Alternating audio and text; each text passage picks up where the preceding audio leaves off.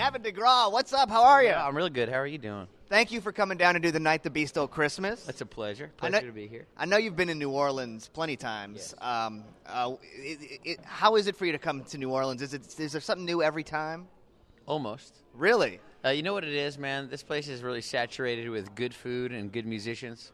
So for me as a musician, I always have a good time walking around, overeating, and then stumbling into bar rooms where there's a load of great talent, sitting around piano and playing. Like last night I was walking past some place, heard this great piano player named Mike Cook was his name. He was just killing it, and he's a local guy who I happened to overhear playing. His music was filtering out into the street, and he actually. So after my set tonight, I might roll over to where he's playing. He's playing at Lafitte's Blacksmith Bar tonight, late night.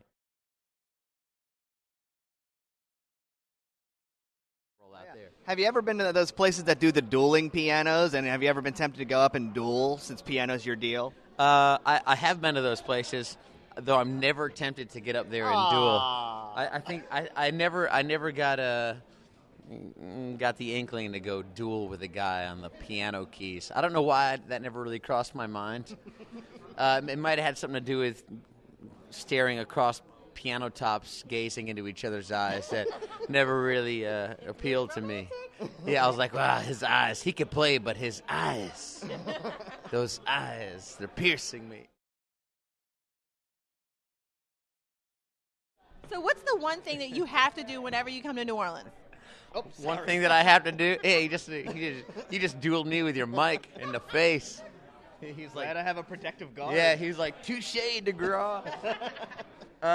One thing I have to do when I'm here, typically I get some coffee at Dumont, just because, yeah, man. And it's something you could do for only a few bucks, And what else do I like to do?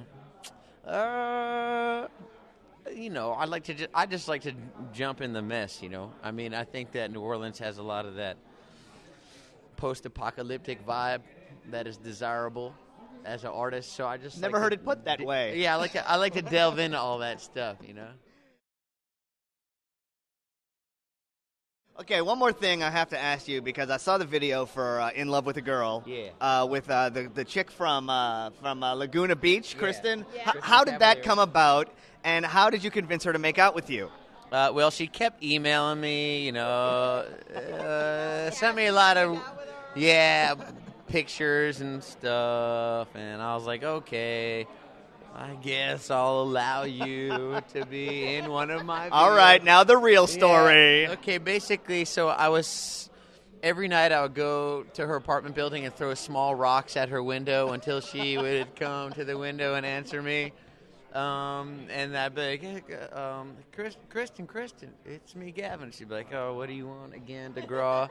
And I'd be like, I don't know you, but I think I love you. And she was like, I don't even know who you are. Please go away. And as they were pulling me away on the gurney with the straitjacket, I told her if she wouldn't be in my video, that I would continue to come back every day until she wouldn't be able to sleep at night, and there's an endless supply of small rocks outside of her window. Are we gonna get the real story? Yeah, the real story is that